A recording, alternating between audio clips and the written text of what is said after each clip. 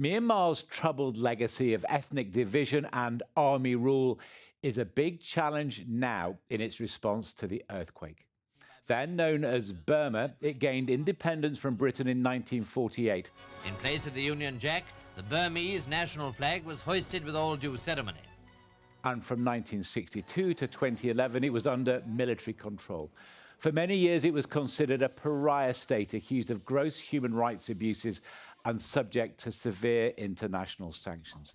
But in 2011, a civilian government was introduced, paving the way for historic free elections in 2015, which the National League for Democracy won by a landslide. Its leader, Aung San Suu Kyi, led the pro-democracy movement and became the head of the government. Even so, the military retained significant power.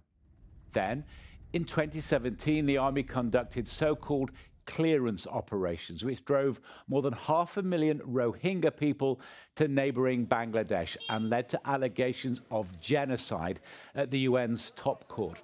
It was described as a textbook example of ethnic cleansing.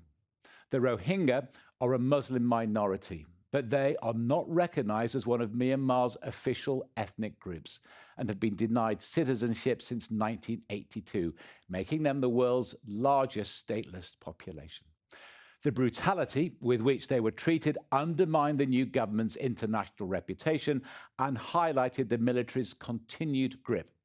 Then, in February 2021, Aung San Suu Kyi and her government were overthrown in a coup. It was widely opposed by the public, who took to the streets in protest.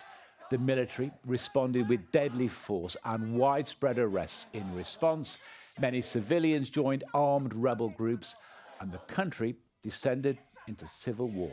This is the instability that's complicating aid efforts after last week's powerful earthquake.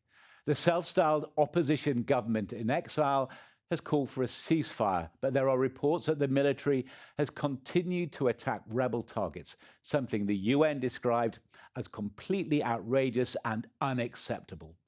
Aid agencies say it's hard to get teams and resources into the country. Add all that to the huge damage to buildings, hospitals, roads and communication systems, and it is hard to imagine a country less resilient to a natural disaster on a scale the Red Cross says hasn't been seen in Asia for a century.